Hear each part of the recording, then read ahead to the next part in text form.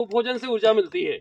अगर ये सच है कि भोजन करने से ऊर्जा मिलती सच है, तो थाईलैंड की गुफा में कुछ बच्चे 20-25 दिन के लिए वहीं शिफ्ट हो गए थे। मतलब अंदर गए, लेकिन पानी इतना जोरदार आया कि वो जो सुरंग थी अंदर बाहर ऐसी अनुभूति करने, अब लोग जंगल में आए, वो लोग जंगल में नहीं बल्कि सुरंगों में गए थे, और पानी इतना आया कि वो वहां से निकल नहीं पाए। धीरे धीरे डिस्चार्ज हो गए, पानी कंटिन्यू आता गया, तो उनका रेस्क्यू करके निकाला नहीं जा सका। पानी का रुकने का इंतजार किया गया बहुत दिन तक, 20-25 दिन। और ये सच्ची की बात है, थाईलैंड में हुआ था ऐसा। ठीक है, वो बच्चे अंदर फंसे रह गए, न मोबाइल न टिफिन, सारा कुछ खत्म हो गया। अगर वो भी मानते कि भोजन से ऊर्जा मिलती है, तो खत्म हो जाना, 20-25 दिन कैसे जीवित रहे, क्योंकि उन्हें पता था कि ऊर्जा का एक और भी स्रोत होता है जिससे शरीर को ऊर्जा मिलती है। वो कौन सी ऊर्जा है, उसको जानने के लिए हम लोग चलते हैं।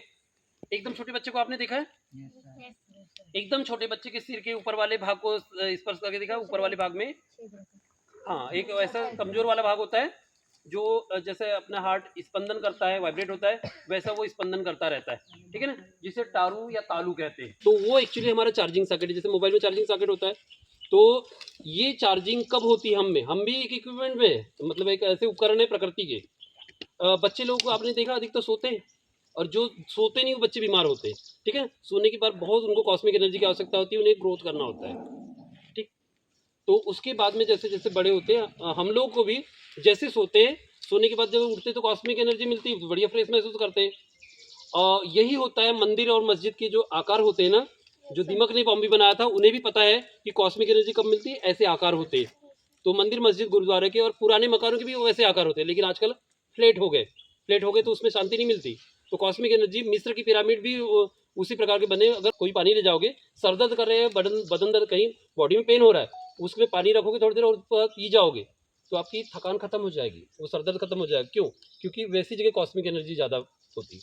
तो कॉस्मिक एनर्जी का रहस्य यही है, अगर आप ऊर्जा प्राप्त करना चाहते हो, चुपचाप थोड़ी देर बैठ जाओ।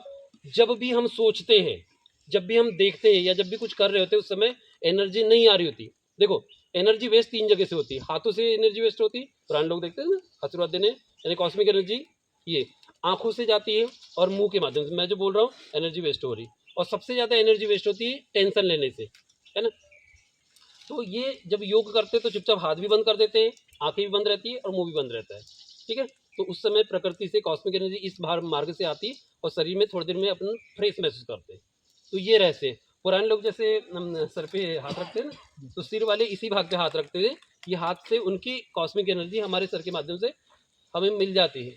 बहुत सारे रहस्य की बातें। तो स्टूडेंट्स अगर आप लोग हैं, ठीक है ना, सुबह उठते बराबर थोड़ी देर के साइलेंट रहना, तो इससे आपकी एनर्जी, कॉन्सेंट्रेशन सब कुछ बढ़ेगा। क्योंकि देखो, धूप कागज जला सकती है नहीं, लेकिन अगर लेंस रखोगे, लेंस से ये धूप एक जगह ये होगी और कागज जल सकता है, फोकस बढ़ेगा। तो आपका भी फोकस बढ़ेगा, आपकी एनर्जी, आपका स्टेमिना, सब कुछ बढ़ेगा। आँख बंद करके सब लोग ऐसे करते हैं, स्ट्रेट एकदम ऐसे करते हैं ना, आँख बंद करके थोड़ा देर बोलना नहीं है, कुछ नहीं। अब जंगल कुछ बोलने वाला, जब हम लोग एकदम शांत हो जाएंगे।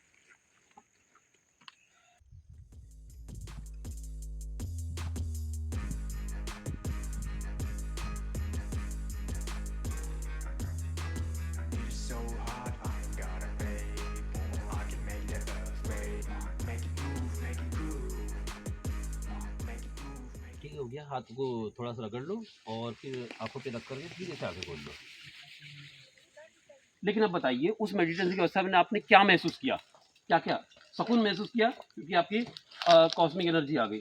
जबकि बोलते रहते तो एनर्जी वेस्ट हो रही होती, थकते आप, इसमें एनर्जी आपने स्टोर कर लिया।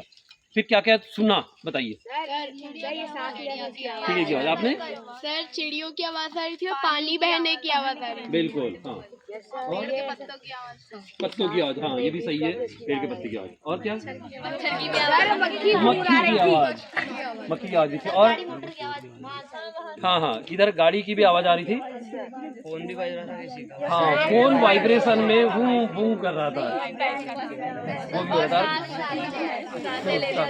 और किसी न किसी की ऐसे थोड़ी सी, हाँ, देखिए आवाज आ रही थी, हाँ। और इधर इनके पैर की भी थोड़ी सी आवाज आई, किसी के खसकने की आवाज आई। ताकि हाँ, खिसकने की। देखो, एक तो शब्दों के भी अलग अलग अर्थ निकलते हैं। देखो, टॉकीज में एक बंदा बैठा हुआ था, उसे बोलता भाई थोड़ा सरक, ठीक है सरक गया, दोबारा सरक, और जब तीसरी बार बोला सर क्या सरक सरक बोलता, पहले से ही सरका हुआ हूँ। सरका अर्थ बदल गया ना, तो वैसे इनने क्या बोले खिसकने की, तो हम सोचे कि उधर खिसक। चलिए ठीक है ना, ये थी। लेकिन आपने महसूस इस दौरान क्या महसूस किया? आवाज, चिड़िया की आवाज। हाँ, पहले महसूस कैसा किए? जब मतलब मैंने आंखें बंद करने की पहले थोड़ी सी थकी महसूस कर रहे थे, फिर बाद में थोड़ा सा रिफ्रेश लगा क्या? रिफ्रेश उन लोगों को लगा ना जिन्होंने सच्चे तरीके से मतलब साइलेंट बैठे थे, ठीक है ना। जो हंस रहे थे उन लोगों को महसूस कर ही नहीं सकते। ठीक, दूसरी चीज क्या क्या सुना, बारी बारी से पूछते। हाँ, पानी की आवाज़, चिड़ियों की आवाज़, मक्खी की आवाज़, हाँ ठीक है। हाँ, घंटी की आवाज़, ठीक है वो। और क्या? और वो कीड़े, वो झिंगुर, झिंगुर की आवाज़, झिंगुर की आवाज आई। ठीक है।